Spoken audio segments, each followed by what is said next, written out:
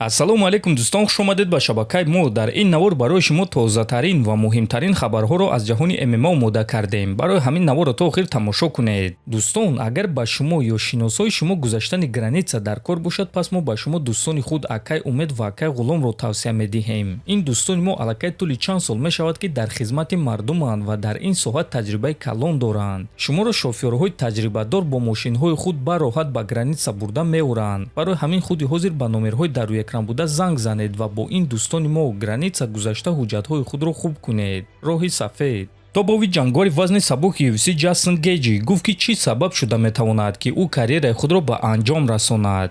Ман 37-солаам ва фикр кардан ки мо ҳамаи корро аз нав оғоз мекунем ин беақлӣ аст. Анҷом аллакай наздик аст. Агар ки маро боз ба нокаут равон кунанд, пас ман аниқ карьераи худро ба анҷом мерасонам. Ҳозир оғози карьераи ман нест, балки анҷоми карьераи ман аст. Ҳар як чунин муҳориба барои саломатӣ хеле хатарнок аст. Ягон чиз бо ҳиссиётҳое ки ту дар октагон ҳис мекунӣ баробар шуда наметавонанд. Ин намуди варзиш баъзе зарарҳо дар зиндагии шахсии ман расонидааст, аммо ман ягон вақт дар ягон ҷо худро чунон зинда ба монанди дар октагон ҳис намекунам. Вақте ки ман карьераи худро ба анҷом мерасонам, ҷои муҳорибаҳо дар зиндагии ман холӣ мемонад. Фикр мекунам ки муҳорибаҳоро ман аз дигарон дида бисёртар дӯст медорам, гуфтааст Гейҷи. Хотиррасон мекунам ки Ҷастин Гейҷи яке аз дурахшонтарин ва шояд ки дурахшонтарин ҷангувар дар ташкилоти UFC аст ки танҳо аз бонусҳо ӯ $950,000 кор кардааст ва агар ки дар муҳориба зидди Пимблет соҳиби як бонуси дигар шавад, пас танҳо бонусҳои ӯ $1 миллион мешаванд ва ин исботкунандаи он аст ки чӣ қадар Гейҷи ҷангувари дурахшон аст.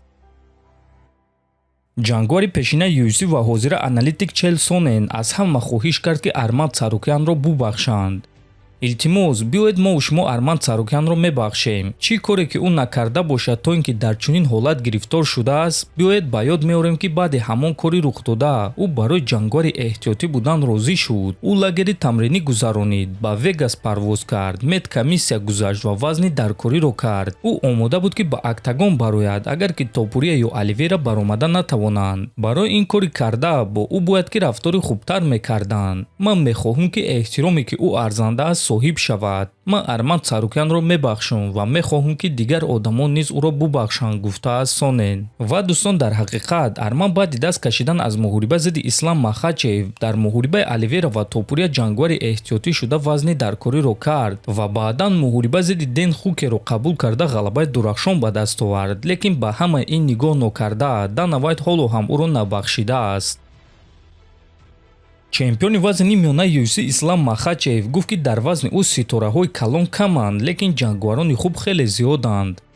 Дар вазни мо ҷангуварони ҷиддӣ хеле зиёданд. Дар топи мо тақрибан 5 ҷангувари сахт ҳастанд. Ҷангувароне ки малакаҳои хеле хуб доранд. Онҳо сахт машҳур нестанд, лекин малакаҳои ҷангии онҳо хеле хуб аст. Аз ҷангуварони машҳур танҳо Камару Усман аст. Ӯ чемпиони пешина аст. Ӯ якчанд рекорд дорад. Чандин маротиба камарбанди худро ҳимоя кардааст. Дар қасри сафед бо ӯ ҷангидан хеле хуб аст. Чунки ӯ намояндаи Амрико аст. Дар он ҷо таваллуд шуда ба воя расидааст ва дар он ҷо тамрин мекунад. Лекин ман қарор намебаронам. Касеро ки онҳо ба ман диҳанд бо ҳамон меҷангум. Ҳамчунин Майкл Моралес ва Карлос Пратес ҳастанд ки ғалабаҳои хеле дурахшон ба даст оварданд. Барои ҳамин ба ман фарқ надорад ки зидди кӣ, гуфтааст Махачев. Ногуфта намонад ки Ислам Махачев ният дорад ки баъди моҳи Рамазон баргашта аввалин ҳимояи камарбанди худро дар вазни нимёна гузаронад.